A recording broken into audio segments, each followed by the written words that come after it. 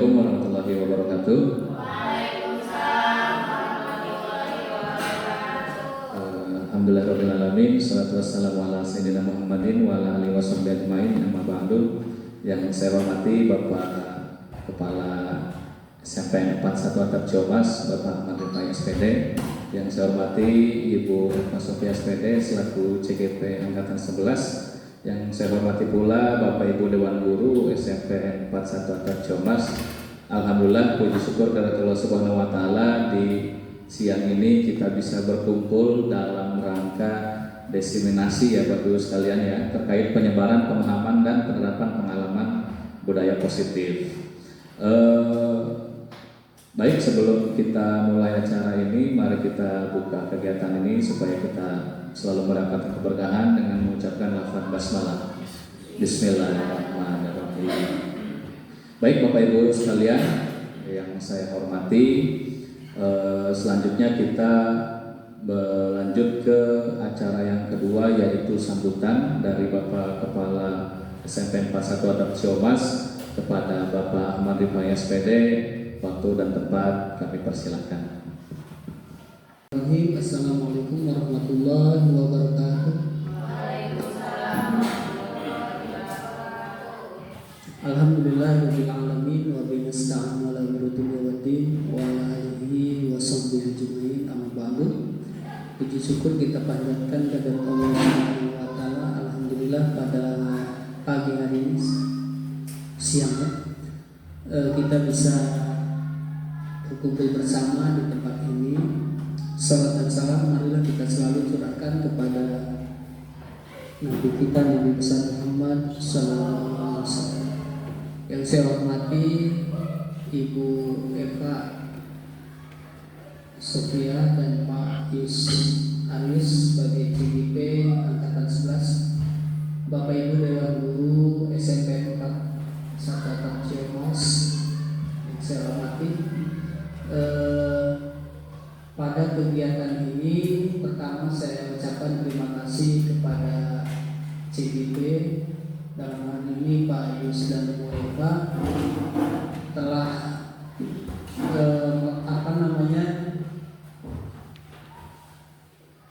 melakukan kegiatan ini. Jelas ini sangat bermanfaat bagi kita semua, terutama rekan-rekan guru.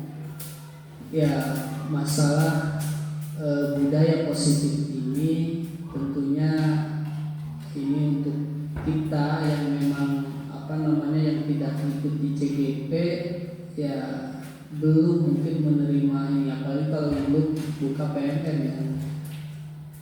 Harapan saya sih sudah kita membuka belajar mandiri di PMM. Diseminasi ini merupakan rangkaian kegiatan ya Bapak, kegiatan CGP ini saya kira bukan sekedar formalitas kegiatan, tapi ini bagian dari berbagai praktik baik.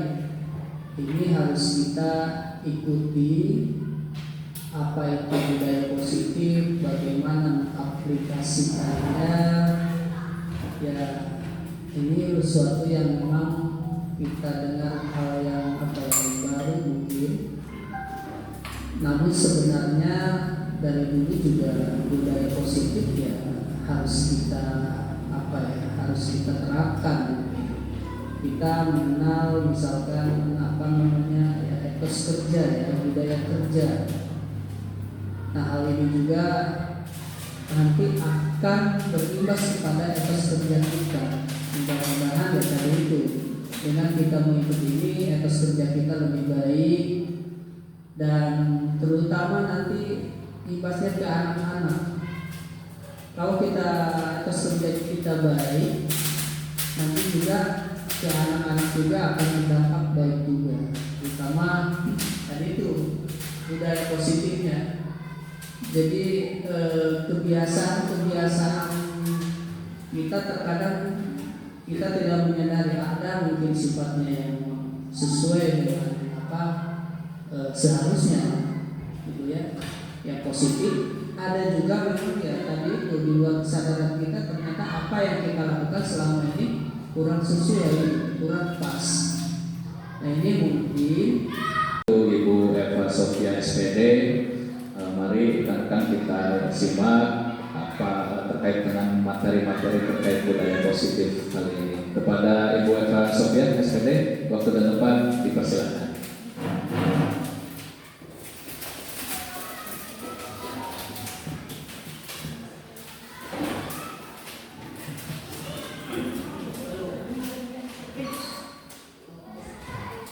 Oke, terima kasih kepada Pak Yus ya. Izin ya Bapak Kepala Sekolah dan Bapak Ibu guru semua. Assalamualaikum warahmatullahi wabarakatuh. Waalaikumsalam. Gimana kabarnya Bapak Ibu sehat? Ya. Terima kasih sebelumnya saya ucapkan ya karena Bapak Ibu di sini diminta waktunya untuk meluangkan mendengarkan pemaparan dari saya dan juga Pak Yus ya. Nah, pertama yang terhormat Bapak Kepala Sekolah SMP 4 Satap Ciamas, yang terhormat Bapak Ibu Dewan Guru SMP 4 Satap Ciamas, puji syukur kita panjatkan kehadiran Allah Subhanahu wa taala sehingga alhamdulillah ya pada hari ini kita semuanya diberikan kesehatan sehingga bisa berkumpul di ruangan kelas ini dalam rangka diseminasi menyebarkan pemahaman dan penerapan pengalaman budaya positif. Shalawat beserta salam semoga tercurah kepada junjungan kita Nabi besar Muhammad Sallallahu Alaihi Wasallam. Baik, di sini saya akan memaparkan tentang penyebaran pemahaman dan penerapan pengalaman budaya positif. Next slide. Ya, budaya positif di sini jelaskan terlebih dahulu ya. Budaya positif merupakan perwujudan dari nilai-nilai atau keyakinan universal yang diterapkan di sekolah. Budaya positif dapat mendorong murid untuk mampu berpikir, bertindak, dan mencipta sebagai proses memerdekakan dirinya sehingga murid mampu mandiri dan bertanggung jawab. Sebenarnya budaya positif ini sering atau sudah kita lakukan secara bersama-sama di sekolah ya. Ini budaya positif ini mengangkat nilai-nilai atau keyakinan yang sudah kita lakukan atau kebiasaan-kebiasaan yang sering kita lakukan di sekolah. Apa saja misalnya Bu?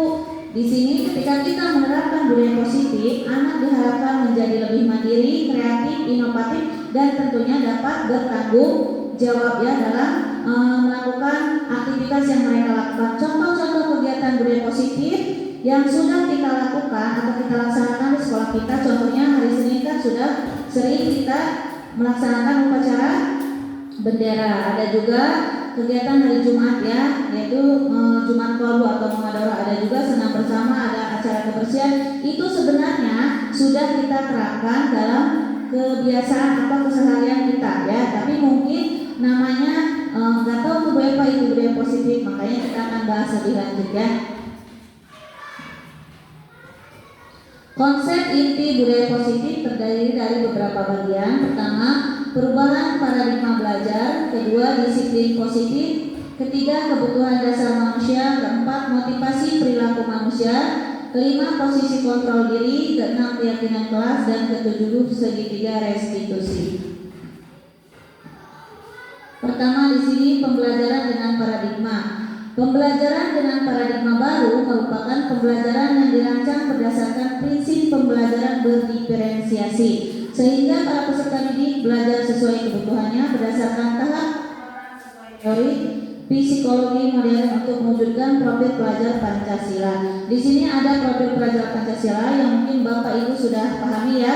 Pertama, beriman kepada Tuhan yang Maha Esa dan berakhlak mulia. Sudah pasti kita menginginkan murid-murid yang mempunyai iman ya kepada Allah dan juga mempunyai akhlak yang mulia. Dengan cara apa Bu? Dengan cara bertingkah laku sopan ya. Setiap harinya ketika bertemu dengan Bapak Ibu guru pastikan ada yang salaman, ada yang bertegur sapa ya. Itu termasuk dalam profil pelajar Pancasila. Mandiri, jadi anak itu mandiri, tidak hanya mengandalkan Bapak Ibu guru. Ketika anak ada dikasih tugas, dikasih apa, sudah siap untuk melaksanakan tugas yang mereka tugaskan oleh Bapak Ibu guru. Bernalar kritis, mereka bisa berpikir ya, berpikir jauh tentang apa yang akan mereka lakukan. Kreatif, bisa menciptakan. Ketika pembelajaran itu tidak hanya pembelajaran, anak-anak dilatih kreatif. Contohnya kemarin kalau dalam kegiatan pramuka ya, alhamdulillah ya kemarin Bu Desi kita sudah dapat ya lomba itu juga kan ada termasuk dalam profil belajar Pancasila, menumbuhkan kreativitas anak. Selanjutnya berkebinekaan global, anak itu agar mencintai budaya daerah atau budaya tradisi di lingkungan kita ya, terutama di lingkungan sekolah.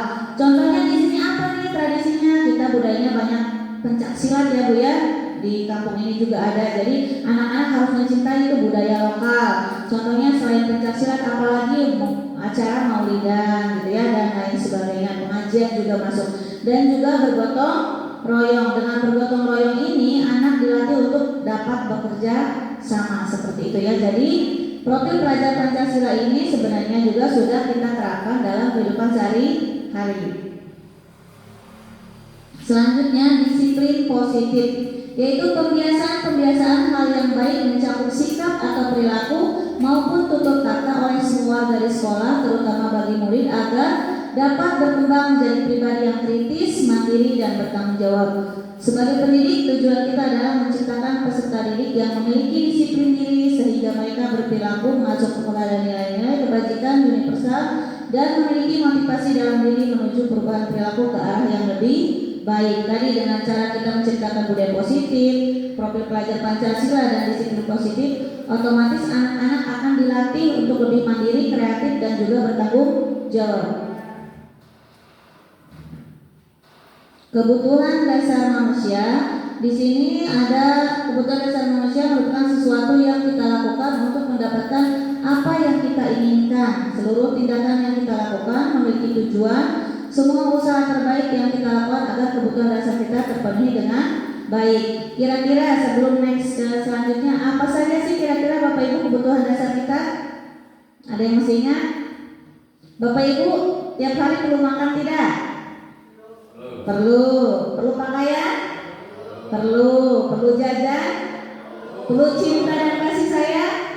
Iya, itu merupakan kebutuhan dasar manusia. Oke, kita lanjut Pak Yus. Nih, tadi yang sudah Bapak Ibu jawab ya. Di sini kan ada Bu, saya perlu rasa diterima, perlu dipedulikan ya. Bu Eli perlu nggak dipedulikan sama saya? Perlu Bu Eva, artinya perlu ditegur. Berarti itu Bu Eli membutuhkan kasih sayang dan rasa diterima. Di sini bertahan hidup ya. Bu Ana tiap hari perlu makan, perlu pakaian baru ya, tempat tinggal, keamanan dan juga kesehatan. Berarti itu termasuk ke dalam kebutuhan bertahan hidup. Kasih sayang dan rasa diterima itu kita butuh diterima, dipedulikan, berbagi, kerjasama, menjadi bagian dalam kelompok. Jadi seperti di lingkungan sekolah kita ya, tiap hari kita bertemu nih, saya dengan Bu Iyo, tiba-tiba saya diem aja ya, itu kan merasa tidak dipedulikan Bu ya. Makanya dibutuhkan rasa peduli ya, kita harus bertegur sapa karena setiap manusia menginginkan kasih sayang dan rasa diterima. Selanjutnya penguasaan, harga diri, keinginan untuk dianggap, memimpin, berprestasi, diakui dan didengar. Kita juga nih, Bu Desi punya ide-ide nih ya, ini disampaikan sama Bapak Ibu guru, pengen didengarkan ya. Kalau pengen didengar berarti itu ada rasa kebutuhan kita pengen dihargai seperti itu ya. Kebebasan, mandiri, memiliki pilihan, mencoba hal baru, mampu mengendalikan arah dirinya.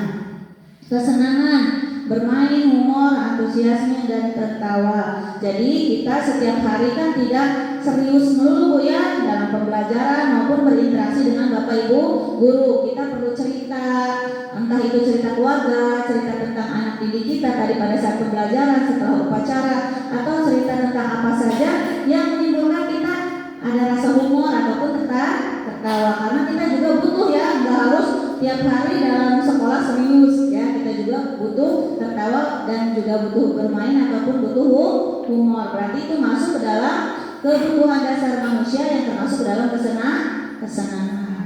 Lanjut Pak Yus. Motivasi perilaku manusia. Di sini ada dua motivasi yang harus kita butuhkan, ada motivasi ekstrinsik dan motivasi prinsip. Mungkin Bapak Ibu juga lebih paham dari saya ya. Saya hanya menyampaikan saja ini, terutama Bapak kepala sekolah ya. Kalau motivasi ekstrinsik otomatis kan itu motivasi di luar dari diri kita. Kalau intrinsik berarti motivasi yang ada dalam diri kita. Jadi atas kemauan sendiri gitu ya. Bu ya, oh saya termotivasi nih datang tepat waktu. Ya, Bu Yo tiap hari alhamdulillah tuh jam 7 kurang sudah ada di sekolah. Berarti itu motivasi intrinsiknya sudah tertanam di dalam diri ya. Kalau ekstrinsik kita menginginkan sesuatu. Pertama, untuk menghindari ketidaknyamanan atau hukuman. Oh, saya pengen datang pagi nih, kata Bu Nini, karena takut dihukum atau karena takut ditegur oleh Bapak Kepala Sekolah. Itu berarti termasuk ke dalam motivasi ekstrinsik. Ada juga untuk mendapatkan imbalan atau penghargaan dari orang lain. Bu Ana datang pagi-pagi tuh pengen dikasih penghargaan, pengen dikasih pujian. Contohnya berarti itu termasuk ke dalam motivasi ekstrinsik dari luar, pengen dapat imbalan, penghargaan karena takut dihukum, bukan dari diri kita, bukan dari dalam hati kita. Itu ya untuk motivasi perilaku manusia, yaitu motivasi ekstrinsik dan motivasi intrinsik. Pak Yus.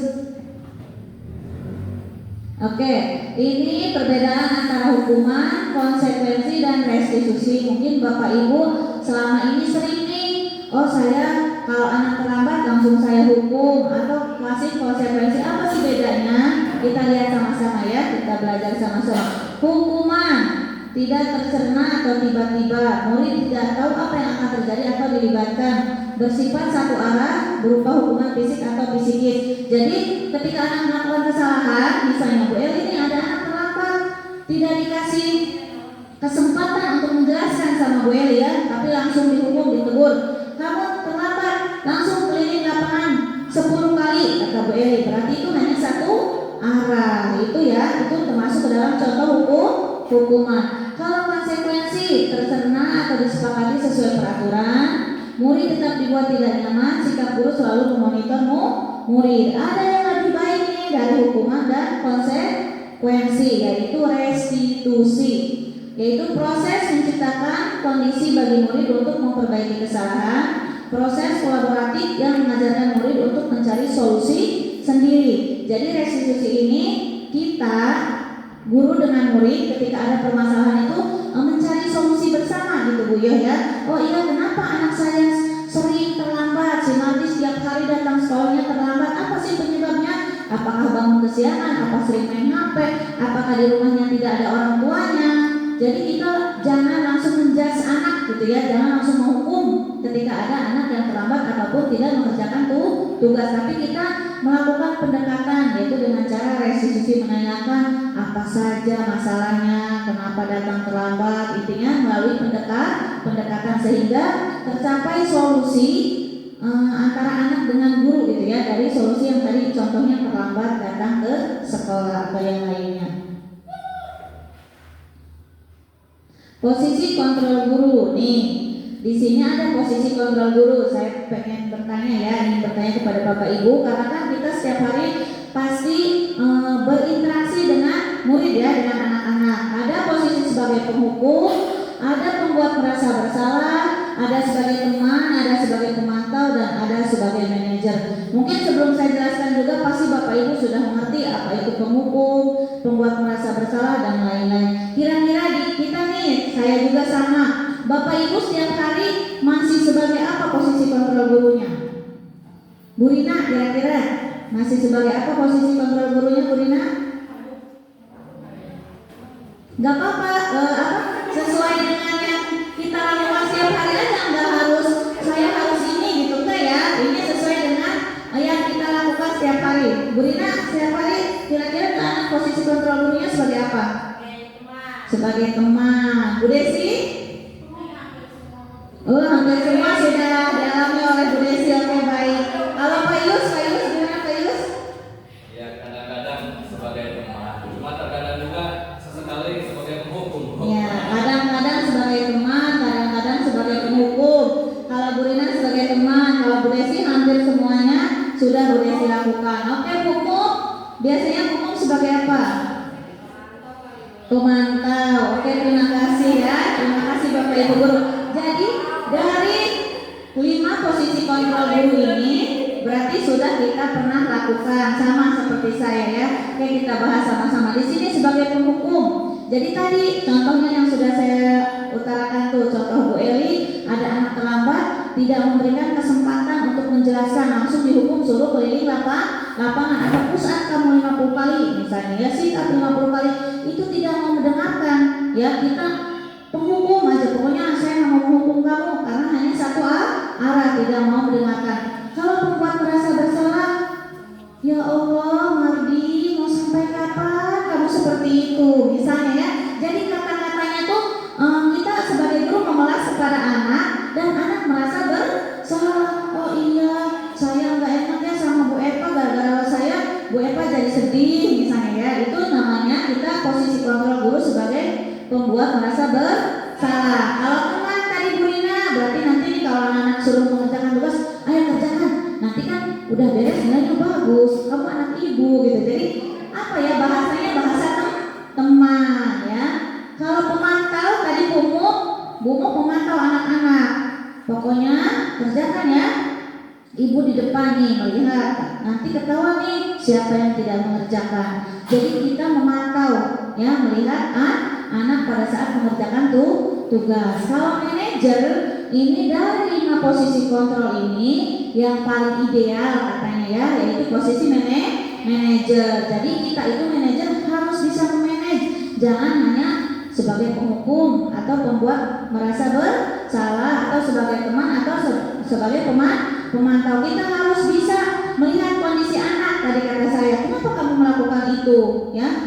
Kenapa datang terlambat? Jadi melalui pendekatan dulu sampai akhirnya dicari sebuah solusi. Itu posisi guru yang paling baik, yaitu sebagai posisi kontrol manajer. Tapi sama Bapak Ibu, saya juga sama, kadang jadi teman, kadang jadi penghukum ya, kadang pun jadi pemantau atau pembuat rasa bersalah, ataupun pernah sekali-kali menjadi manajer karena kita masih proses belajar ya. Tapi setelah ini alangkah baiknya kalau kita sudah tahu materinya, kita usahakan kita menjadi guru, posisi kontrolnya itu di manajer ya, supaya anak itu nggak ada yang merasa minder dengan kata-kata, walaupun kita misalnya bercanda nih Bu ya, tapi kata-katanya sakit hati sama Bu Eva digituin, akan teringat sampai 3 tahun yang akan datang. Anak akan insecure misalnya karena gaya berpakaian, sepatu dan lain sebagainya. Padahal misalnya kita niatnya hanya mengingatkan. Lanjut Pak Yus. Contoh penerapan 5 posisi kontrol guru. Kalau tadi kan sudah dijelaskan ya, kurang lebih pengertiannya. Ini kasusnya siswa tidak memakai atribut lengkap saat upacara bendera. Sering tidak kejadian di kita? Ya, anak kadang tidak pakai topi, tidak pakai sepatu yang warna hitam, baju sering dikeluarkan dan lain sebagainya. Ini kasusnya saya ambil contoh seperti ini. Kalau sebagai penghukum, posisi kita sebagai penghukum ya, kita langsung sana hormat pada bendera selama 1 jam karena kita menghukum. Tidak tahu tuh sepatunya basah misalnya ya, atau sepatunya bolong gitu ya. Kita tidak menanyakan dulu nih kepada anak apa penyebabnya dia menggunakan sepatu warna-warni misalnya ya, kan tidak memakai atribut. Topinya tidak kita tanya kemana topi kamu ya, enggak, tapi kita langsung hukum, suruh hormat pada bendera selama 1 jam. Itu posisi sebagai penghukum. Next.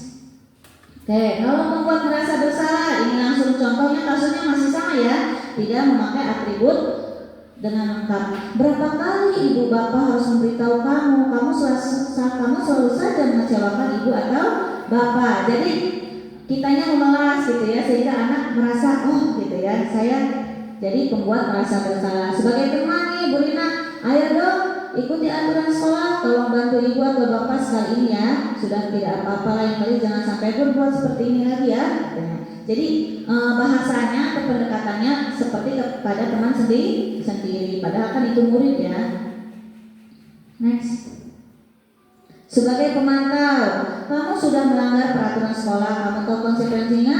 Setelah upacara kamu beli atributnya ke koperasi dan jangan diulang lagi. Jadi melihat ya, memantau, oh si ini tidak memakai topi, nanti setelah upacara saya akan suruh untuk langsung membeli topi hanya sebagai pemantau. Kalau manajer, apakah kamu tahu kesalahanmu? Kira-kira bagaimana kamu memperbaiki kesalahanmu? Jadi kita tanya, Kamu tadi tahu nggak kesalahannya? Kalau sudah menyadari, oh iya Bu, saya tidak memakai topi, saya tidak memakai sepatu yang warna hitam. Setelah tahu kesalahannya, mereka sadar nih akan kesalahannya. Kita tanya lagi, kamu mau tidak memperbaiki kesalahanmu? Iya Bu, nanti Senin depan saya akan memperbaiki, saya akan lebih teliti.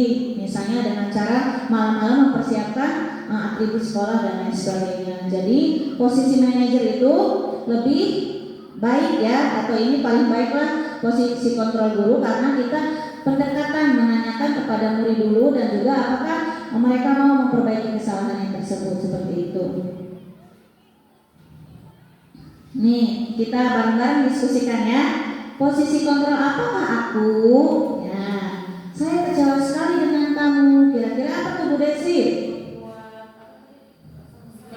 Membuat merasa bersalah. Oke, tepuk tangan dulu nih biar kami hebat ya. Tepuk tangannya kita kasih tepuk salut. Masih ingat nggak? Nih, kalau misalnya Bu Desi atau siapa aja ada yang menjawab, kita kasih tepuk salut. Salut. Yang lain Bapak Ibu guru nunjuk ke Bu Desi ya. Ya. Sudah bisa menjawab sekalian ya, karena Bu Desi tadi sudah menjawab. Ini posisi kontrol membuat merasa bersalah. Tepuk salut untuk Bu Desi. Tepuk salut. Salut. Oke, terima kasih Bu Desi. Lanjut. Biar nggak ngantuk ya. Oke, sekarang nih bagian Bu Ana di belakang biar nggak ngantuk Bu Ana ya. Posisi kontrol apakah aku, Bu Ana? Kamu tidak pernah benar melakukannya. Keliling lapangan 3 kali. Apa itu Bu Ana? Pemberi hukuman atau penghukum hebat. Tepuk salut lagi buat Bu Ana. Tepuk salut. Salut. Oke, gayanya giginya semua diperlihatkan sama Bu Ana ya. Oke, lanjut. Siapa nih yang belum kebagian? Pak Henry. Oke, posisi kontrol apakah aku? Kayaknya Bapak deh ya. Bapak kepala nih. Apa rencanamu untuk menyelesaikan masalah ini? Kira-kira posisi kontrol apa Pak? Manajer. Tepuk tangan buat Bapak. Tepuk salut. Salut. Ya, alhamdulillah ya.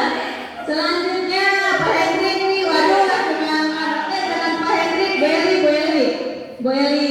Posisi kontrol apakah aku? Ada 5 ya, baru 3 ya. Ayo lakukan demi Bapak atau Ibu ya. Boeli apa sih? Ayolah.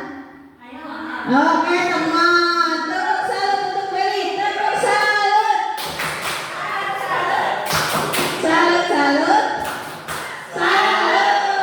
Oke, satu lagi Pak Yus. Bu Nining dari tadi ngejawab aja, pengen ngejawab nih Bu Nining ya. Oke, posisi kontrol apakah aku? Kamu tidak pernah mendapat nilai jika tidak mengerjakan tugas. Apa tuh? Pemantau. Tepuk tangan buat Bu Nining. Tepuk salut.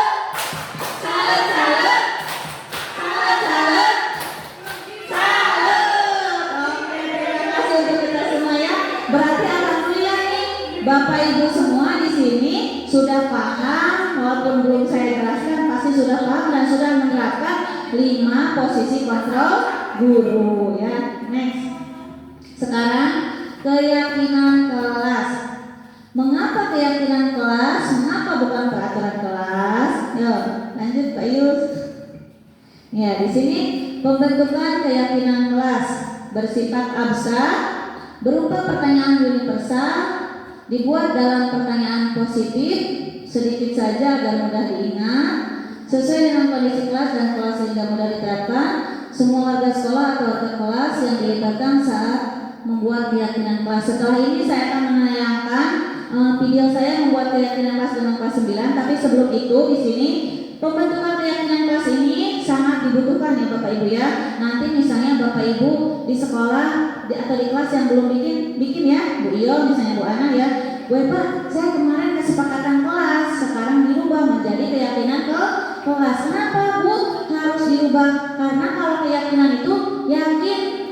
keinginannya sendiri, yaitu bukan peraturan yang harus mereka taati, tapi mereka yang menginginkan keyakinan tersebut ya, sehingga pada saat kita membuat keyakinan kelas, kita lemparkan kepada anak-anak di kelas kita ini supaya belajarnya aman, nyaman, menyenangkan. Apa nih yang akan kita lakukan? Bu, jangan berisik, misalnya ada yang bicara seperti itu, tulis, jangan berisik, kan bersifat universal, yang penting positif dan mudah diingat sama anak-anak. Bu, jangan berisik, kata anak kelas 1 ya, kalau Bu Yo misalnya. Apalagi berpakaian rapi, menghormati Bapak Ibu guru, mengerjakan tugas dengan tepat, misalnya ya, tidak mencontek, membuang sampah pada tempatnya. Itu contoh-contoh keyakinan kelas yang kita buat. Tapi ingat, jangan gurunya yang membuat, tetapi harus sesuai dengan keinginan anak. Kita hanya mendiskusikan, oh iya ini bagus gitu. Kalau misalnya tidak baik, kita arahkan juga bahwa itu tidak baik. Dan jangan ketika kita membuat keyakinan kelas, jangan ada kata tidak boleh ya. Bu Mu misalnya tidak boleh membuang sampah di kelas. Itu jangan ada kata tidak boleh, tapi jangan ada kata tidak boleh intinya ya. Karena ini harus pertanyaan yang positif. Tadi tentang apa saja Bu Eva? Terserah, karena setiap kelas keinginannya kan lingkungan kelasnya muridnya juga berbeda-beda. Kelas 7 apa, kelas 8, kelas 9 sesuai dengan keinginan atau keyakinan diri mereka masing-masing. Jadi yang membuat ini guru hanya mengarahkan, yang membuat keyakinan kelas ini itu murid. Nanti kita buat sama-sama setelah terbentuk ya kata-kata atau keyakinan yang ingin mereka sepakati, lalu dibuatlah dalam bentuk karton boleh, sticky note boleh ya, atau langsung ditulis di spidol di atas karton boleh. Yang penting ada tiap kelas itu ada keyakinan ke kelas. Oke Pak Yu, sebelum kita ke video keyakinan kelas, karena agak lumayan panjang ya, nanti Bapak Ibu akan menyaksikan bagaimana saya membuat keyakinan kelas di kelas 9. Ice breaking dulu sebentar ya, biar tambah semangat. Kalau tadi kan yang bisa menjawab dikasih tepuk salut, sekarang ice breaking ini tebak-tebakan. Apalagi ini sudah jam 11 lewat, ngantuk ya kata Pak Hendrik ya. Oke siap, biar agak nggak ngantuk, semangat ya.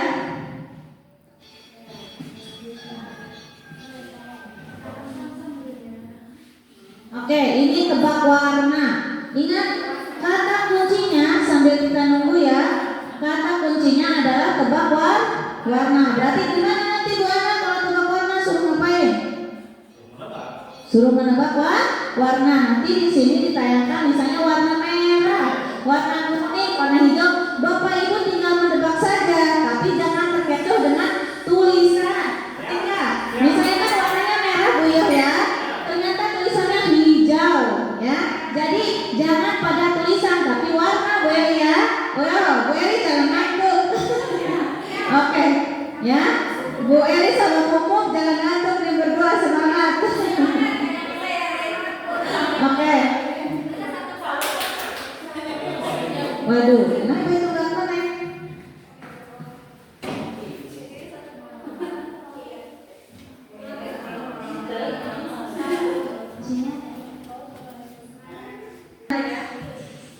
Ice breaking kali ini adalah mengenai tebak warna. Cara memainkannya yaitu abaikan tulisan, fokus pada warna. Tadi sudah saya katakan ya. Jadi misalnya tulisannya warna merah ya, tetapi kita lihat warnanya warna hijau. Berarti kita jawabnya intinya warnanya, jangan tulisan. Sama-sama ya. Oke, siap Ayus? Siap. 3 2 1.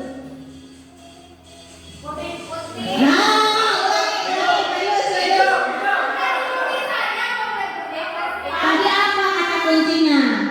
Warna. Bukan tulisan, minta fokus. Nih.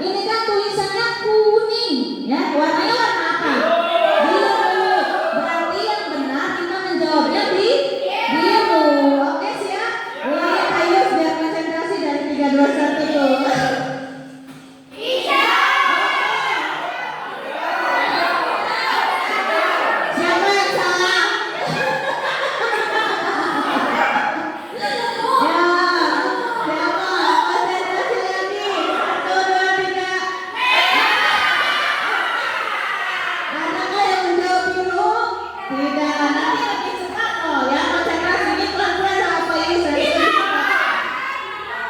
Ayo terus. Iya.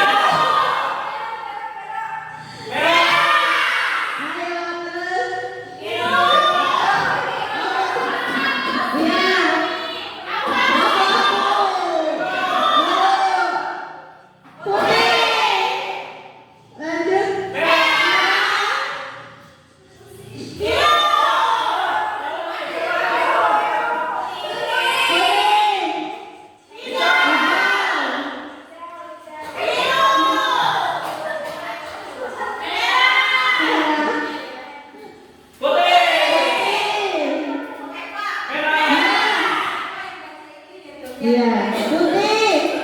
Aku lanjut. Apa?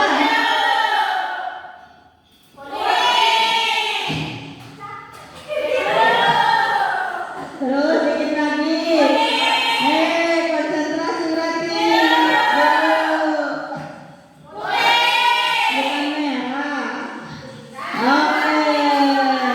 Ya, terima kasih. Tepuk tangan untuk kita semua. Tepuk salut. Lupa lagi. Salut. Oke ya, itu untuk melatih konsentrasi. Karena tadi kata kuncinya adalah tebak warna, bukan tebak tulisan. Walaupun tulisannya kuning, kalau warnanya merah kita sebutkan merah. Oke, terima kasih ya untuk kita semua ya. Lanjut, saya akan menampilkan video pembuatan keyakinan kelas. Silakan disimak sama Bapak Ibu di sini. Keyakinan kelas yang sudah saya buat ya. Terdengar tidak kecil ya suaranya? Iya.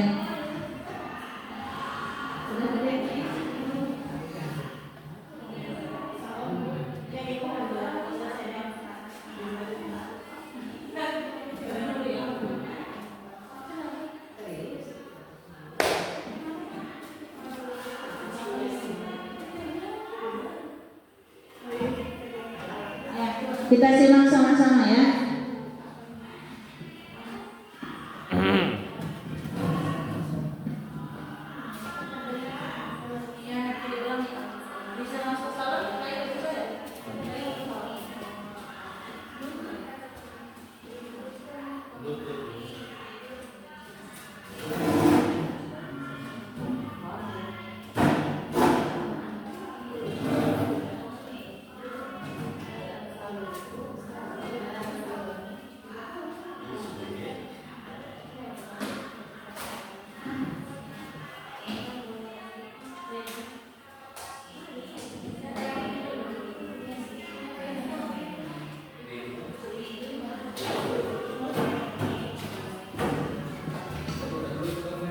Boleh sambil minum Bapak Ibu ya, sambil kita tunggu dulu nih.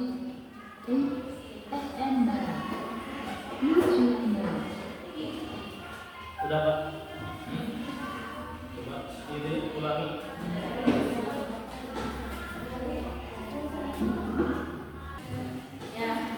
Boleh sambil istirahat kita menyaksikan video pembelajaran atau video pembuatan, mohon maaf ya, keyakinan kelas yang saya buat dengan murid-murid kelas 9 karena di sini saya sebagai wali kelas kelas 9 ya.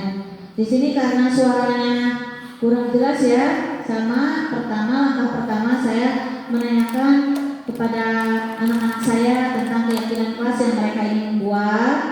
Setelah itu nanti mereka menulis ya keyakinan yang akan mereka buat itu apa aja.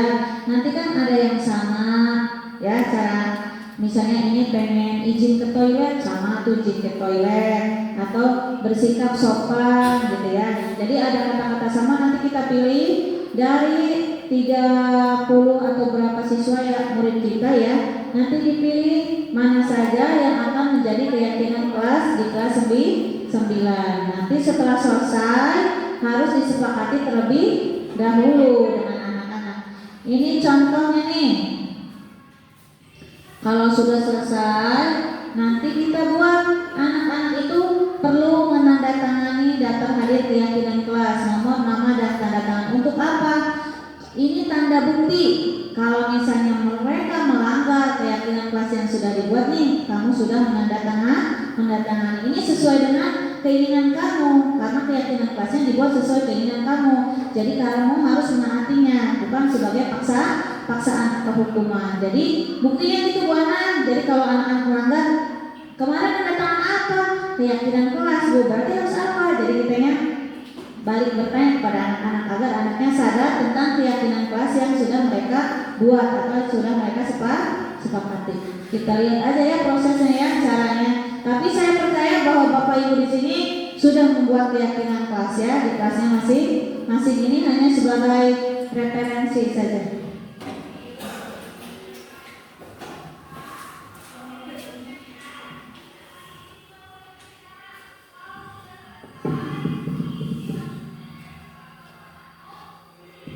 Tapi kira-kira paham ya? Kalau paham next aja Pak Yusya. Boleh ya? Oke, ini kan hanya contoh karena kita terkendala dengan suara tadi ya.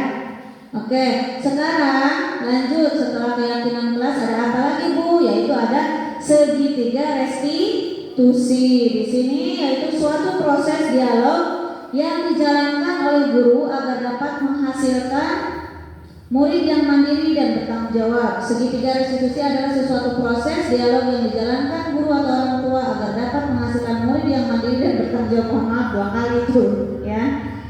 Segitiga restitusi ini membantu murid memiliki tujuan, disiplin positif, dan memperbaiki dirinya setelah berbuat kesalahan.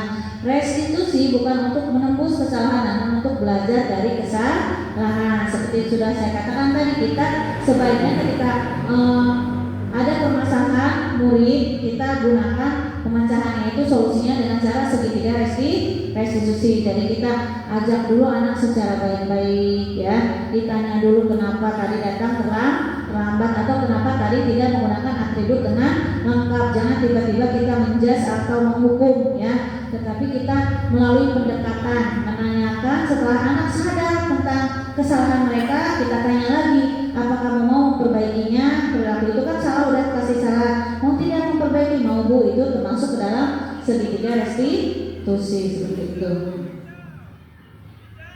Ini ya, jadi ada 3 segitiga restitusi itu. Pertama, menstabilkan identitas ya.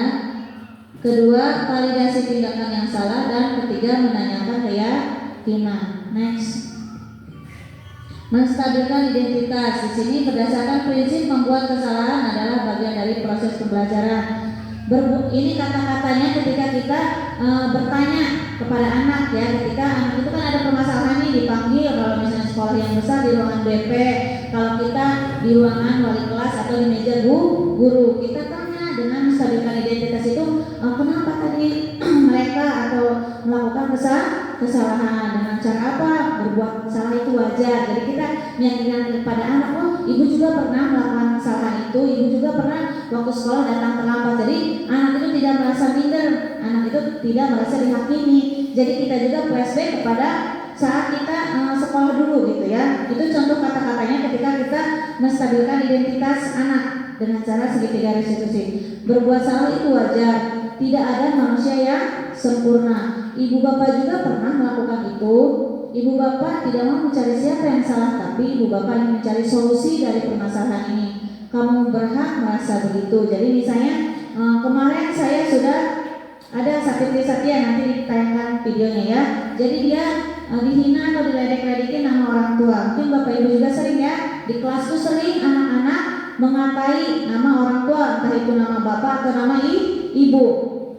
Dia kan merasa marah nih karena dihina nama orang tuanya. Jadi marah-marah padahal dia itu orang pendiam, misalnya orang baik-baik. Bagaimana cara kita menstabilkannya dulu? Kita tanya dulu, kenapa kamu berbuat seperti itu? Kenapa kamu marah? Biasanya kamu tidak seperti itu. Oh Bu, saya dihina nama orang tuanya. Oh iya wajar, kamu marah, ibu juga akan marah kalau nama orang tua ibu dihina. Jadi anak itu merasa, oh iya ya, berarti Bu Eva juga pernah nih mengalami hal seperti yang saya alami seperti itu. Setelah menstabilkan identitas, lanjut Pak Yus, kita validasi tindakannya salah, yaitu kamu pasti punya alasan melakukan hal itu, padahal kamu bisa melakukan yang lebih buruk bangga karena telah melindungi sesuatu yang penting buatmu. Kamu melakukannya karena mempertahankan sesuatu yang penting bagimu. Tadi setelah kita tahu nih dia diledek atau dihina, kita tanya lagi, kan kamu pasti tahu ada alasan gitu ketika kita melakukan hal seperti itu. Kenapa sih dia marah-marah? Pasti ada alasannya, karena dihina, diledek nama orang tua. Itu namanya validasi tindakan yang salah. Apakah kamu selain marah melakukan hal yang lebih parah lagi? Misalnya kata kita ya, nanya ke anak-anak, takutnya setelah marah-marah ada hal yang tidak diinginkan, mukul misalnya, nampar, nendang, atau apa aja, mencubit, itu kan berarti hal yang padahal kamu bisa melakukan yang lebih buruk. Tapi alhamdulillah nanti misalnya kalau anaknya tidak, Bu, saya tidak melakukan itu, saya hanya marah saja, berarti masih dalam tahap wajar. Misalnya itu di situ validasi tindakan yang salah. Nanti di menanyakan keyakinan, Pak Yus, kita tanyakan tindakan yang kamu lakukan itu salah tidak, walaupun marahnya tidak berbuat mukul, itu salah, karena dengan marah-marah kita tidak saling menghargai dan menghormati. Di sini ada menanyakan keyakinan. Apa keyakinan kelas kita? Nilai-nilai apa yang telah disepakati bersama? Seperti apa gambaran sebuah kelas yang ideal menurut kamu? Kamu ini menjadi orang yang seperti apa? Jadi ketika kita marah itu kita tanya, perbuatan kamu marah-marah kepada teman kamu sama tidak dengan keyakinan kelas? Tidak, Bu, tidak sesuai gitu ya. Nanti kan dijawab sama anak tergantung permasalahan yang mereka hadapi.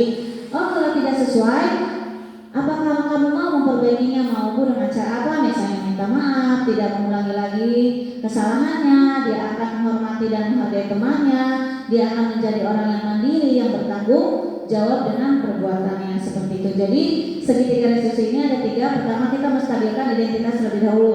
Kita tanya dulu kepada anak apa permasalahannya, terus validasi tindakan yang salah. Apakah tindakan anak itu salah atau tidak, ya, kalau salah apa alasannya, kenapa melakukan seperti itu. Dan terakhir menanyakan keyakinan perbuatan mereka yang salah itu sesuai tidak dengan keyakinan kelas yang sudah dibuat. Kalau tidak sesuai, apa yang akan mereka perbaiki, langkah-langkah apa saja yang akan mereka perbaiki, seperti itu ya. Jadi kita intinya kepada pendekatan secara personal lagi. Di sini ada contoh penerapan segitiga restitusi. Ini umpan balik dari Tia, nanti ada Mardi. Saya ambil 2 contoh ya, yaitu Sapitri Satya dengan Mardi. Nanti mudah-mudahan walaupun suaranya kecil bisa terdengar nih.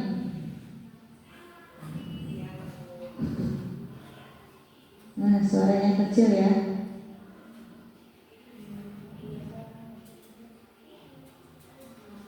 Jadi intinya karena kita terkendala dengan sound ya. Ini kemarin saya panggil Mardi karena Mardi jarang masuk sekolah. Saya tanya dulu ya, berarti kan pertama menstabilkan identitas. Saya tanyakan kabarnya dulu, Mardi kemana saja gitu ya. Saya, Bu, nggak sekolah-sekolah karena sering main HP katanya, sehingga tidurnya kesiangan, sehingga datang sekolahnya terlambat ya.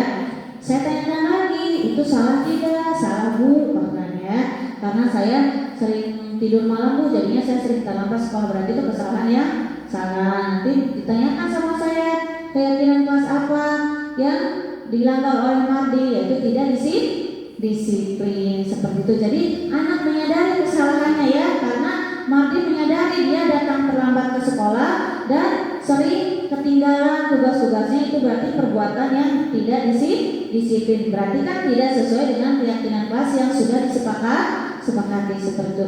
Sampai akhirnya Mardi di sini mau memperbaiki kesalahannya, dia tidak akan tidur larut malam, tidak akan main HP sampai larut malam, agar sekolahnya tidak terlambat, seperti itu mungkin Pak Yus.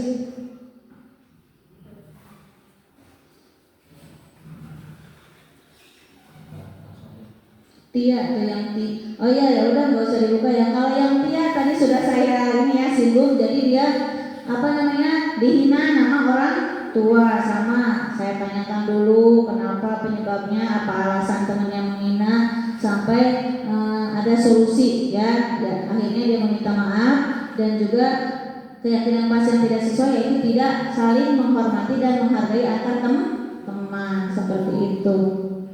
Terakhir, kesimpulan, dalam penerapan program disiplin positif, hendaknya guru memiliki standar kepribadian, profesional dan sosial yang baik, di mana guru mampu merefleksi dirinya dalam posisi kontrol saat ini. Bagaimana perjalanan dirinya sebagai abang atau manajer yang menuntun murid-muridnya menjadi insan yang mandiri, merdeka dan bertanggung jawab, ya sesuai standar nasional pendidikan. Mungkin itu pemaparan yang saya paparkan ya, atau yang saya jabarkan tadi tentang pemahaman budaya positif ya, penerapannya di lingkungan sekolah kita, khususnya di sekolah SMP 4 Sakat Ciamas. Mungkin dari pemaparan yang begitu banyak, masih banyak kekurangan dan kesalahannya. Silakan Bapak Ibu jangan sungkan-sungkan, kita di sini bertukar pikiran saja ya, karena saya juga masih belajar.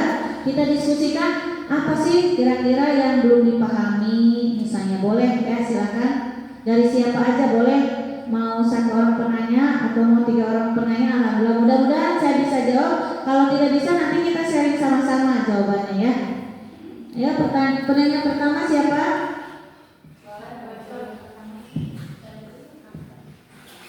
Oke, Bu Mu, silakan. Assalamualaikum warahmatullahi wabarakatuh. Waalaikumsalam warahmatullahi wabarakatuh. Menurut Bapak, bagaimana cara mewujudkan budaya positif di sekolah kita? Itu saja Bapak. Assalamualaikum warahmatullahi wabarakatuh. Waalaikumsalam warahmatullahi wabarakatuh. Oke, terima kasih kepada Bu Mu ya. Bagaimana cara mewujudkan budaya positif di sekolah kita ya. Tadi kan ada tuh, budaya positif itu kan merupakan keyakinan atau kebiasaan-kebiasaan yang sudah kita lakukan sebenarnya di lingkungan sekolah. Budaya positif yang dilakukan di sekolah itu beda-beda ya, sesuai dengan sekolahnya masing-masing. Untuk apa sih budaya positif itu diterapkan? Supaya anak itu mandiri, kreatif, inovatif dan juga bertanggung jawab. Apa saja yang perlu dilakukan? Yang pertama pastinya dengan cara berkolaborasi dengan siapa saja, dengan Bapak Kepala Sekolah, dengan rekan sejawat, lingkungan sekolah dan juga murid-murid yang ada di SMPN 4 Sakat Ciamas. Karena kolaborasi itu, kerjasama itu sangat penting ya. Misalnya kita ingin menerapkan budaya positif ini di sekolah kita, tapi sendirian aja bisa tercapai tidak? Tidak, tanpa ada dukungan dari teman-teman yang lain, rekan-rekan, Bapak Kepala Sekolah, tidak akan terwujud budaya positif yang kita inginkan. Jadi pertama yaitu berkolaborasi, terus bersifat terbuka. Jadi kita bisa menerima masukan-masukan dari teman-teman, dari murid juga. Bu, alangkah baiknya Bu kalau misalnya kegiatan 5S itu tiap pagi seperti ini. Oh iya ya, kita belum menerapkan misalnya. Itu kan ada masukan. Jadi setelah kita berkolaborasi, bersifat terbuka. Selanjutnya di sini kita kan menerapkan komunikasi terbuka, yaitu membangun lingkungan yang penuh apresiasi dan penghargaan. Jadi kepada anak, tadi kan sudah ada 5 kontrol posisi guru itu Ibu ya. Jangan hanya menghukum, menjas anak, kamu tuh pakaiannya gak rapi banget sih gitu ya. Jangan seperti itu, tapi kita apresiasi. Kamu tidak lebih rapi loh, lebih cantik loh kalau besok bajunya dimasukkan misalnya ya. Lucky, kamu lebih ganteng loh kalau bajunya dimasukkan. Jadi kita kasih apresiasi biar anak itu ada motivasi. Jadi kasih apresiasi, kasih penghargaan, jangan hanya menjas atau menghukum anak. Tadi kan kita sudah berkolaborasi, terusnya ada komunikasi secara terbuka, memberikan penghargaan kepada anak, apresiasi kepada anak, sehingga anak merasa dihargai, dipedulikan. Oh iya, saya ternyata Bu Eva ingatnya saya hari ini pakai sepatu merah. Berarti kan saya diperhatikan nih sama Bu Eva. Berarti kan ada perhatian, ada kepedulian. Selanjutnya di sini hindari pendisiplinan dengan cara negatif tadi sudah ya. Jangan serta-merta kita hanya ingin menghukum anak atau menghukum murid. Terapkan etika kerja positif, tanamkan pendidikan karakter kepada murid. Pasti kita tadi sesuai dengan profil pelajar Pancasila, karakternya yaitu tadi mandiri, toleransinya, rasa kreatif, yang inovatifnya semua diterapkan di semua pelajaran. Melalui apa Bu budaya positif tadi? Misalnya kita ada literasi, upacara, muhadharah, senam bersama, semua kebiasaan-kebiasaan atau keyakinan-keyakinan yang kita sudah ada dilanjutkan supaya lebih bagus. Nanti kalau bisa saya ingin tuh sama Pak Yus, kemarin Pak Yus kalau nggak salah demonstrasi kontekstualnya tentang budaya 5S ya Pak Yus ya. Salam, senyum, sapa, sopan dan santun. Jadi itu juga termasuk dalam contoh budaya positif yang belum kita terapkan di sekolah kita. Dengan cara apa? Kita pagi-pagi berjejer di pintu gerbang tuh ya. Jadi guru-gurunya sudah menyambut si siswa dengan menanamkan itu budaya 5S itu juga termasuk ke dalam contoh budaya positif. Seperti itu Bu Mup ya, bisa dipahami? Ada tambahan dari Bapak Ibu yang lain? Oh, Bu Eli udah langsung angkat tangan. Ya silakan Bu Eli. Mau nanya aja boleh, Eli. Assalamualaikum warahmatullahi wabarakatuh.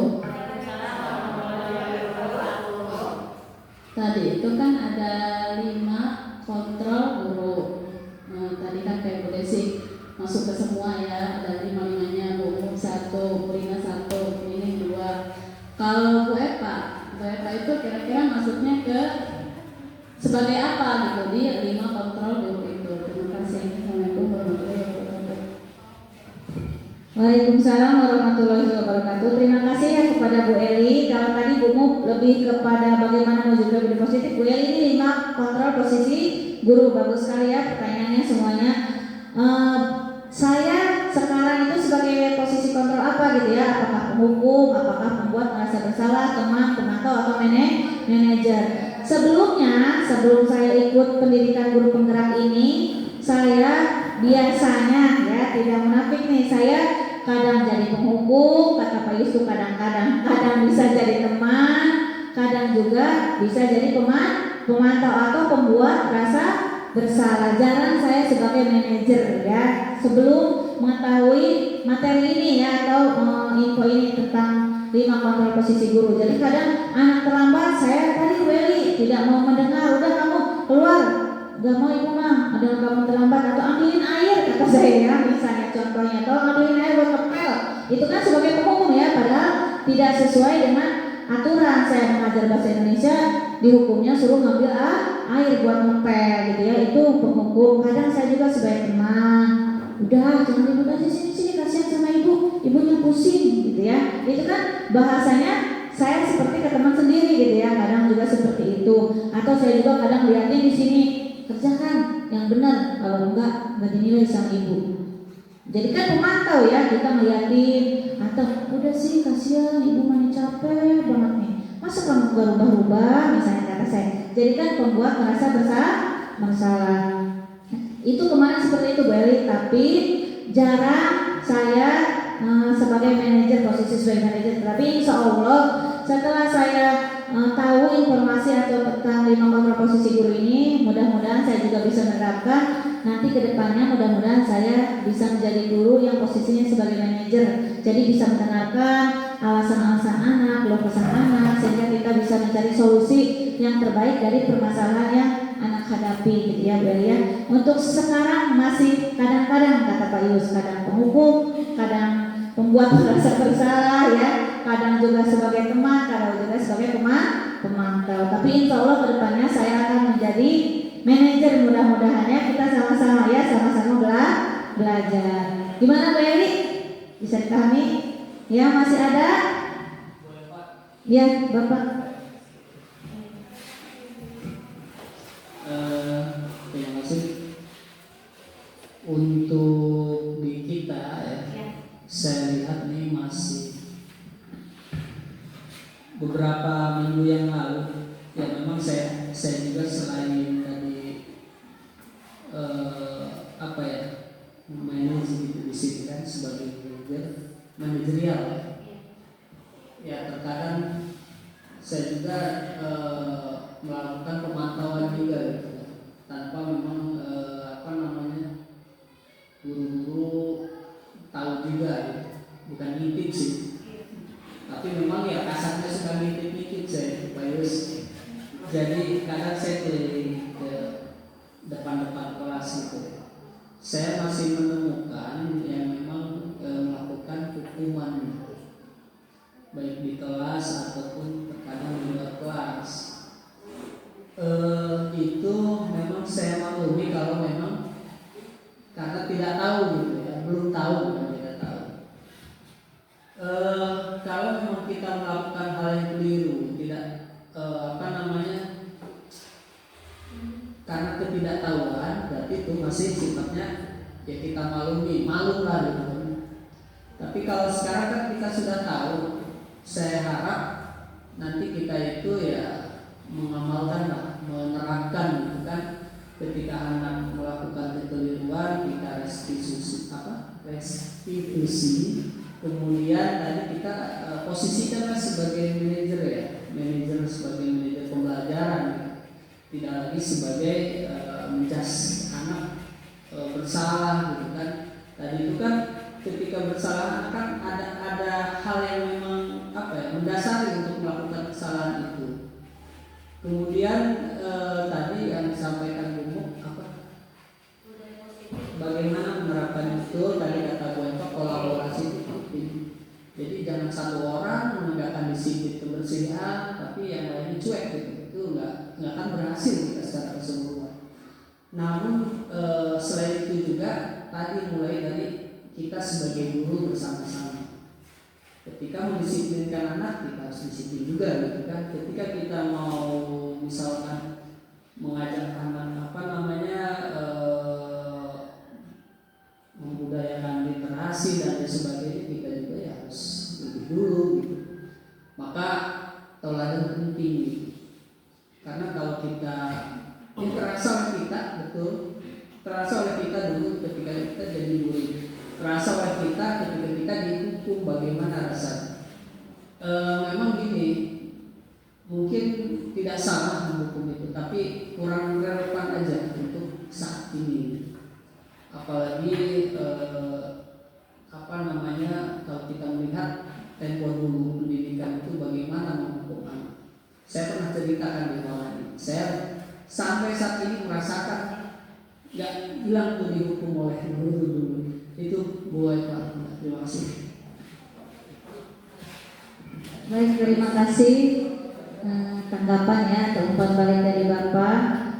Betul kata Bapak tadi, intinya dengan mewujudkan budaya positif kita perlu kolaborasi ya, dan juga mulai dari kita sendiri, dan juga kita setelah tahu materi tentang 5 kontrol posisi guru, kita sebaiknya menerapkan dalam kehidupan sehari-hari, terutama di sekolah kita SMP 4 Sakar Ciamas dengan kontrol sebagai manajer ya, agar anak-anak juga tahu tuh tidak selalu dihukum dan lain sebagainya. Kita juga menjadi guru yang lebih baik, menjadi guru yang yang diinginkan oleh murid-murid kita.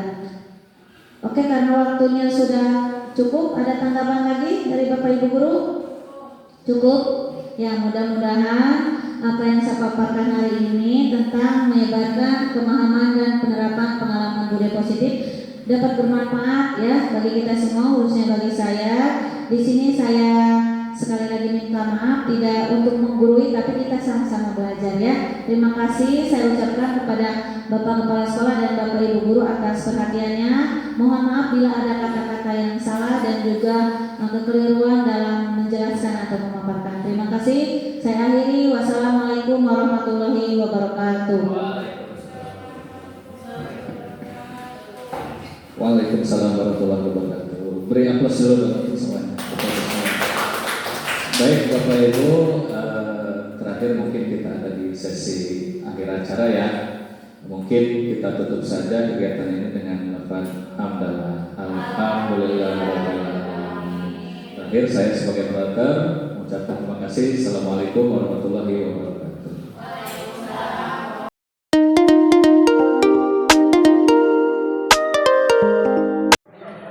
Assalamualaikum warahmatullahi wabarakatuh.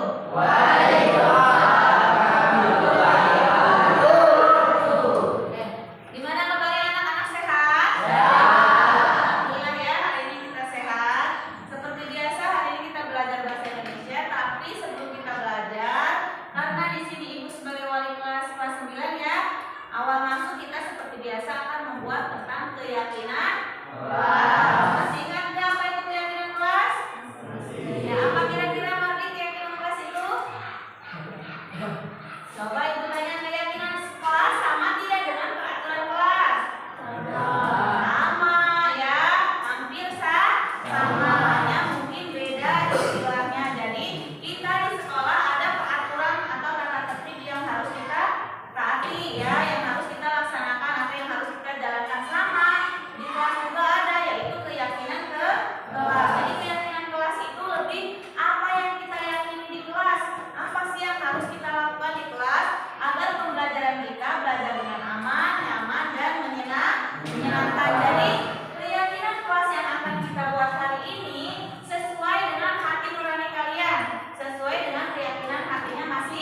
Masih. Kalau kita yakin, pasti kita akan melaksanakannya atau melakukannya. Jadi kita bertanggung jawab. Paham? Jadi kita membuat ini tanpa paksaan, ya Ibu ya. Jadi sesuai dengan hati ini di kelas ini ingin belajar seperti apa. Kita yakini, oh Bu, saya ingin belajar yang penuh semangat, misalnya ya, saling menghormati. Contohnya nanti kalian tuangkan apa yang kalian inginkan, pembelajaran yang kalian inginkan di dalam kelas. Sudah paham? Kalau sudah paham, di sini Ibu akan memberikan kertas sticky note nih, yang warna pink ya, biar ceria. Nanti tempel di kantong warna kuning. Apa Bu yang harus saya tempel? Yang harus Arif tempel keyakinan kelas apa yang Arif inginkan atau yang anak-anak Ibu inginkan. Tadi contohnya misalnya bersikap sopan, bertanggung jawab, apa aja terserah sesuai dengan keyakinan diri masing-masing tanpa ada paksaan. Paham? Oke, Ibu bagikan ya. Silakan diisi, nggak usah dikasih nama. Kalau sudah selesai, diisi langsung tempel ke kantong warna kuning. Boleh di estafet Bunda. Ingat tulisnya yang ada tempelannya berarti ke sini, jadi nempelnya ke atas ini ya. Jangan dibalik.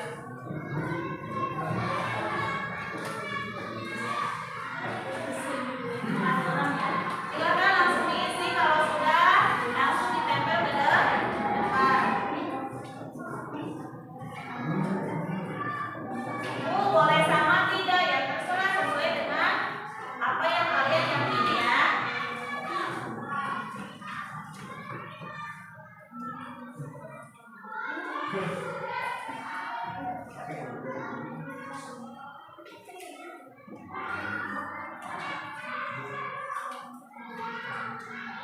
Ya.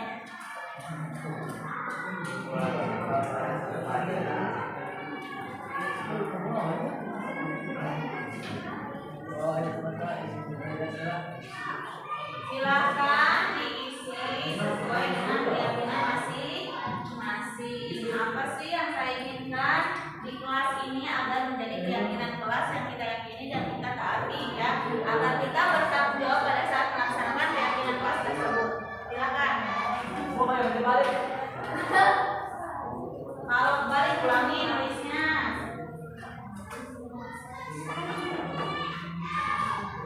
Ada anak-anak yang tidak pernah mengerjakan tugas, perlu dihukum tidak? Perlu. Ya, itu sekarang tidak boleh menggunakan hukuman. Ingat, membuat keyakinan kelas jangan ada kata tidak boleh, ya. Tapi karena kita yakin, jadi kita harus melakukannya. Jangan ada kata jangan membuang sampah, itu tidak boleh. Buanglah sampah pada tempatnya, misalnya ya. Jangan membuang sampah, atau tidak boleh memakai sepatu putih. Contoh, jangan ada kata-kata tidak boleh atau jangan. Paham? Oke, semua sudah nempel. Siapa lagi silakan tempel ke depan ya.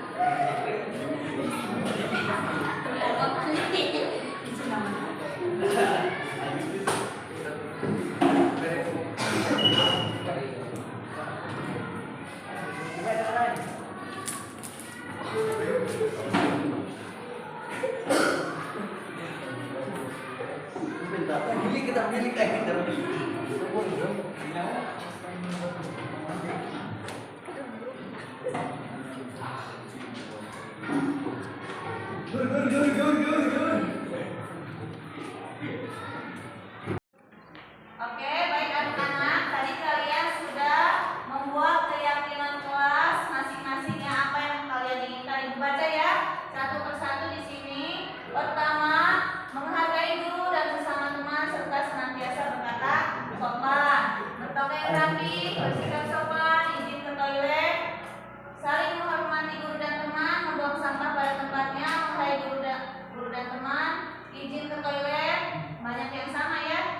datang setelah tepat waktu, membuang sampah pada tempatnya, membuang sampah sama bersikap sopan, toilet.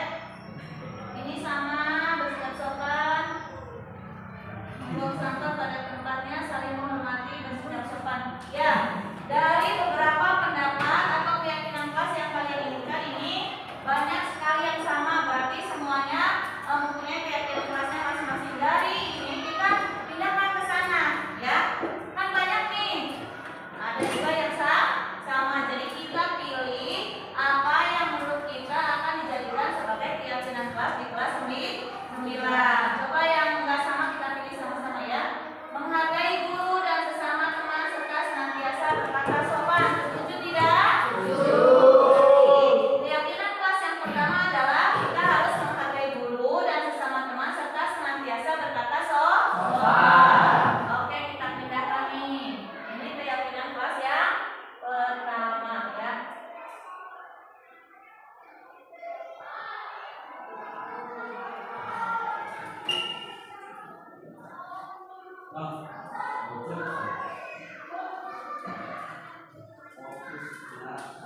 Berpakaian rapi. Tadi ada tidak di sini?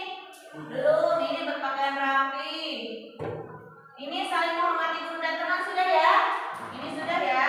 Berarti nggak usah dikesanain, sini aja. Terus membuang sampah, menghargai guru dan teman sama nih. Ada kan sama ya? Yang sama-sama kita gabungkan. Terus harus berbuat baik kepada orang tua dan guru sama tidak? Sama. Sekarang kedua, berpakaian rapi. Ya. Berpakaian rapi. Cari yang sama lagi. Nih, izin ke toilet sama. Kalian banyak amat yang pengen izin ke toilet nih. Izin ke toilet, mana lagi? Izin ke toilet.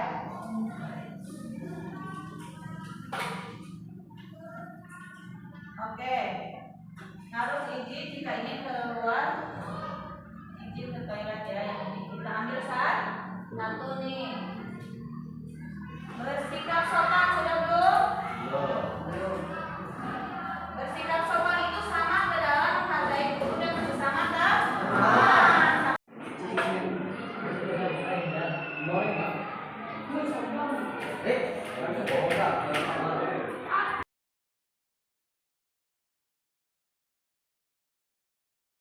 Selamat siang Mardi. Siang Bu. Ya, alhamdulillah ya hari ini Ibu bisa bertemu Mardi karena sudah hampir seminggu Ibu tidak bisa menemui Mardi. Mardi, tahu tidak kenapa hari ini Ibu panggil? Tidak tahu Bu, memangnya ada apa? Iya, tadi Ibu mendapat laporan dari beberapa guru-guru bahwa Mardi jarang masuk sekolah. Kenapa kalau Ibu boleh tahu? Sering kesiangan Bu. Kesiangan. Oke, Mardi, tadi kan Ibu mendapat kira-kira udah berapa kali Mardi terlambat? Sudah 7 kali Bu. Oke, sering terlambat itu suatu kesalahan bukan Mardi? Iya Bu. Ya, Mardi berbuat kesalahan itu adalah manusiawi. Setiap manusia pasti pernah melakukan kesalahan. Yang terpenting kita bisa belajar dari kesalahan dan mau memperbaikinya. Mardi, mari kita coba cari solusinya ya. Baik Bu. Oke, Mardi kan sering datang terlambat nih. Pasti ada alasannya kenapa Mardi sering datang terlambat. Karena Mardi sering main HP sampai larut malam sehingga bangunnya kesiangan. Oke, sekarang Ibu tanya, perbuatan Mardi sering datang terlambat ke sekolah itu baik, salah atau tidak? Salah Bu. Oke, salah. Sesuai dengan keyakinan kelas tidak? Tidak. Oke, menurut Mardi, keyakinan kelas apa yang sudah Mardi langgar? Disiplin Bu. Oke, menurut Mardi disiplin itu penting atau tidak? Penting Bu, karena saya datang ke sekolah tepat waktu dan saya bisa menghargai waktu. Oke, betul sekali. Kita bisa menghargai waktu karena menghargai waktu itu sangat penting, bermanfaat untuk kita seperti kita menghargai orang lain. Pekerjaan kita tidak menumpuk dan tidak tertinggal pelajaran. Kira-kira Mardi bisa memperbaiki masalah ini tidak? Bisa, Bu. Oke, berarti Mardi bisa memperbaiki masalah ini ya. Jika Mardi bisa memperbaiki masalah ini, maka Mardi akan menjadi orang seperti apa? Iya, Bu. Saya menyesal. Saya minta maaf salah saya. Saya terlambat. Saya memperbaiki dan saya akan datang tepat waktu. Jadi Mardi menyesal, Mardi meminta maaf, menyadari kesalahannya, dan Mardi akan datang Tepat waktu. sekolah dengan tepat Waktu. Baik, Mardi sikap yang sangat baik ya sudah Mardi lakukan. Mardi sudah menyadari kesalahannya dan Mardi juga sudah meminta maaf.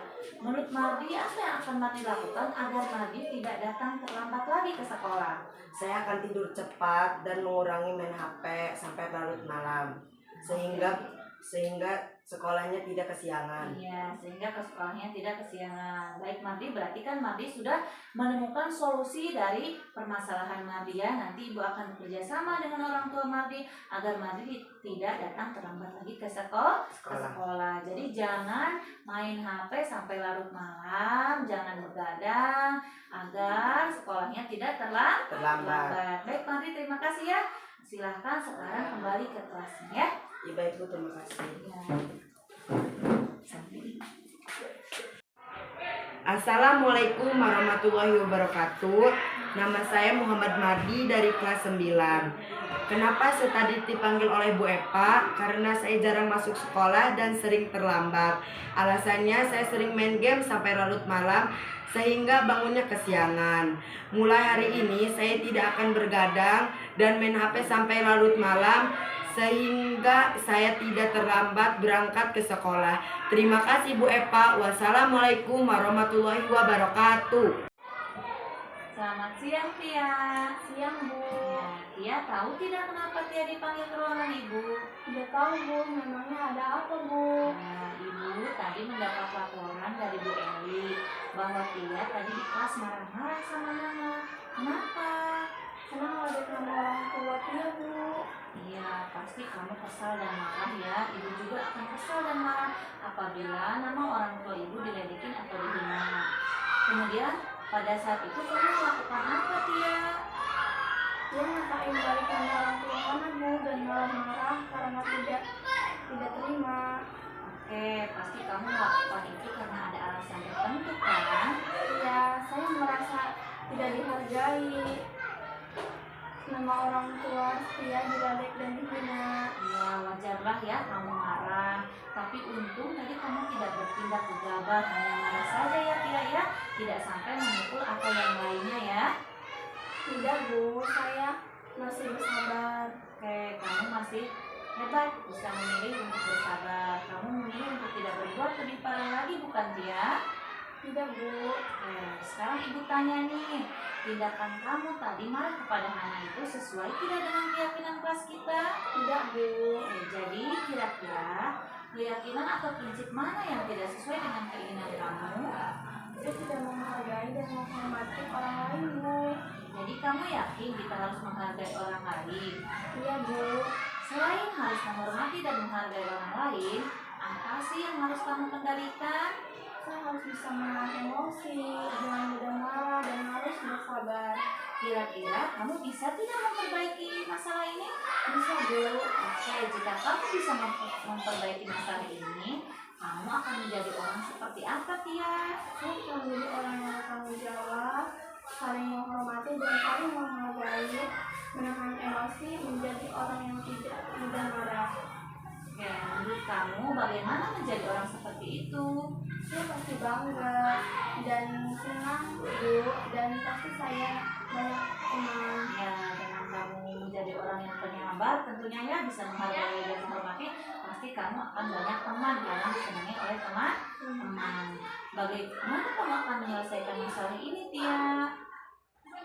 Nanti saya lapor kepada guru atau wali kelas, minta maaf kepada Hana, dan saya akan menjadi orang yang bertanggung jawab, tidak mudah marah dan emosi, saling menghargai dan saling menghormati orang lain.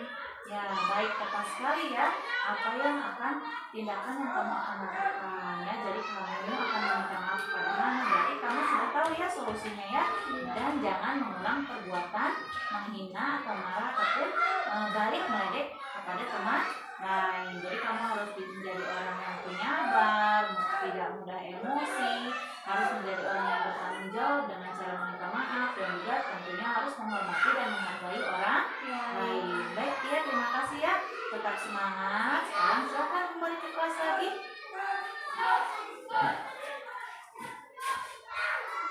Assalamualaikum warahmatullahi wabarakatuh. Perkenalkan, nama saya Septi Setia dari kelas 8. Saya sudah berdiskusi bersama Bu Eva. Saya merasa senang. Alhamdulillah hari ini saya mendapat pelajaran. Mulai hari ini saya akan menjadi orang yang bertanggung jawab, bisa menahan emosi, menjadi orang yang sabar, dan saya bisa menghormati dan menghargai satu sama lain. Terima kasih Bu. Wassalamualaikum warahmatullahi wabarakatuh.